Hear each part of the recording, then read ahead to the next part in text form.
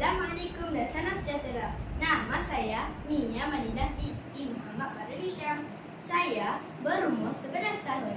Saya merupakan murid tahun 5 jenis di Sekolah Kebangsaan Terentang di Jasin, Melaka berkod sekolah MBA 1014.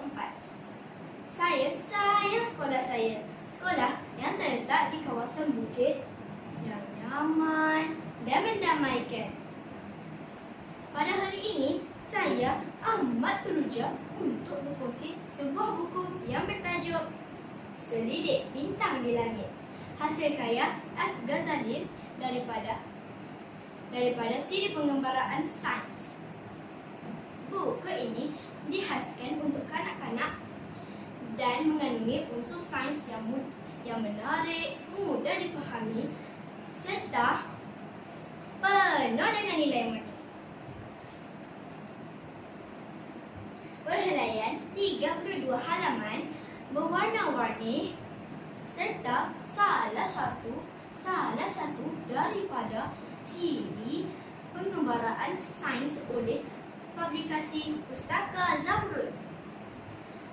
Hadirin yang saya hormati, buku ini mengisahkan Tahana dan adiknya Adam yang sangat meminati dunia sains dan alam semesta. Mereka suka bertanya, membuat pemerhatian serta mencari jawapan di kejadian di sekeliling mereka. Pada suatu malam yang indah, mereka melihat bertaburan bintang-bintang di langit. Perasaan ingin tahu membuatkan mereka mula menyelidik tentang bintang, bulan, keindahan alam ciptaan Tuhan.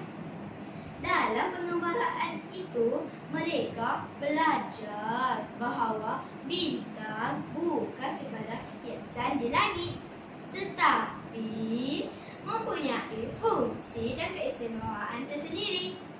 Mereka juga mengetahui bahawa terdapat pelbagai jenis bintang dan setiap satunya mempunyai cahaya yang unik.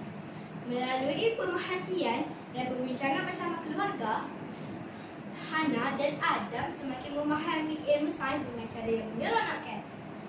Selain itu, buku ini menunjukkan bahawa ilmu pengetahuan boleh dipelajari di mana-mana saja.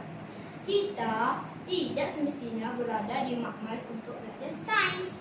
Dengan melihat langit pada waktu malam pun